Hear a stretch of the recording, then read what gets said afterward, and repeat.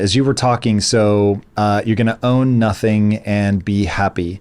So when I got into this, I really thought anybody, if you believed in any conspiracy, you were out of your mind. You were like, oh, geez, do I even have time to have this conversation? And then I really started thinking about the way that people think. So here's my thesis. Dear smart people, stop trusting yourself. Because you think you're real fucking clever. And I'm just gonna tell you right now, you're wrong more than you're right. I'm glad you're there. I'm glad the world has smart people. And I'm glad that people really push the envelope and do things and take chances and believe in themselves. That's not what I'm talking about. What I'm talking about is the scientific method. Like you have to approach everything with humility. And when I hear things like you're going to own nothing and be happy, it's like, bro, stop trying to do top down. Top down always ends in tyranny. Not once, not most of the time. It always ends in tyranny. Mm-hmm. And so seeing people snatching buildings up or whatever, one, I think it's unwise to think of it as a grand conspiracy. I think it is better to think of it as well-intentioned people. They aren't evil. They certainly don't view themselves as evil. Mm-hmm. But they have a belief system that we have to dunk on.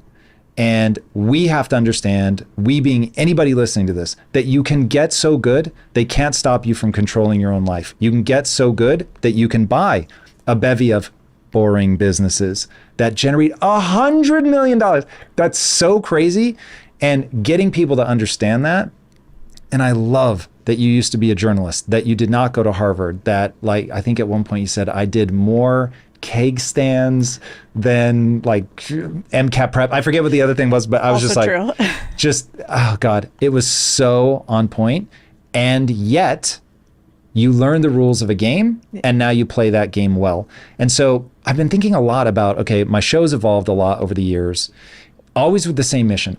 This moment, I want people to understand that you can get so good at the game that nobody can stop you. That's it. It's the only reason I do all of this. I work this fucking hard for that one thing.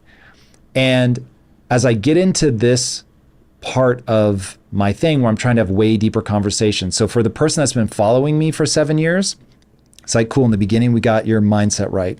Then we helped you get your personal finances and your relationships right. And now we're like full reality distortion field. And what I want people to understand is that the game of life has rules. You can master them and you can play to win. And so the tagline I'm noodling on is life is a beautiful game, because I don't want people to hear wolves howling in the background. I don't want them to think of Klaus Schwab as an evil guy. He really thinks he's good. Yeah, like he really thinks he's trying to help you. Yeah. And if you approach him in that way, you'll be better off. Anyway, I want people to understand life is a beautiful game, but you need to master it. Yep. And so looking under the curtain, seeing how all of this works, like that really is what I'm all about at every level, whether I'm doing a comic book, working on the video game, or doing one of these interviews. It's like, lift up the curtain, see that it has rules. Once you know how to play, then you can really get good. Oh yeah. Well, I love that. Because I think you're right. I mean, think about, first of all, the beautiful game's interesting because that's what they call football or soccer around the world, and which is the most viewed sport in the world, right? Globally, yep. Which I love. And I think also, if you think about it as a game, then you think about problems as levels, and you think about them as natural, and you start to look forward to the solution of said problem, as opposed to expecting that life, instead of a game, is a vacation with a Mai Tai on a beach chair somewhere, which I think is what a lot of us expect. Like, it should be easy. I should have this. It's not fair that this happened. It's like, why do we think that we want life without some villains in it and without some worthwhile adversaries? There's no David without Goliath. And so you need those enemies and adversaries, because they're how you level up. How boring of a game would it be if we were just handed the prize as soon as we walked on stage? What are we going to do with the rest of our time?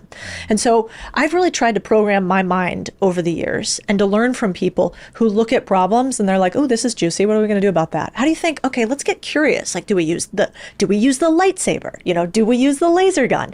And if you can do that with business too, then I think this whole world of opportunity opens in front of you, where you become the wizard behind the curtain. And you realize, oh man, actually any game you want to play, there's rules. then there's ways to break those rules. Then there's trends. Then there's ripples. Then there's rhythms. And so as soon as you realize that, you can have fun with it. I mean, we were talking beforehand about YouTube, and I have so much fun with social media online because it is a giant game. It's hyper algorithmic. There are tons of rhythms to learn and watch from other people. There's a feedback loop that tells you if you are succeeding or not almost immediately. And that is just like business. So if you like playing around with social media and learning which posts go viral because of the human attention span, then you might actually like business too. And that's why sometimes people are like, you know, well, I want to be a influencer online, or I want to be a singer or an artist. It's like, I don't know. Is that actually what you want? Do you want that label? Or do you want to play a game in which you have some skill set that maybe you could uniquely apply in order to win a little bit more than you lose? And They do want the label. I know, but I don't That's think the they're problem. happy once they get it. They're not, because they didn't earn it. But the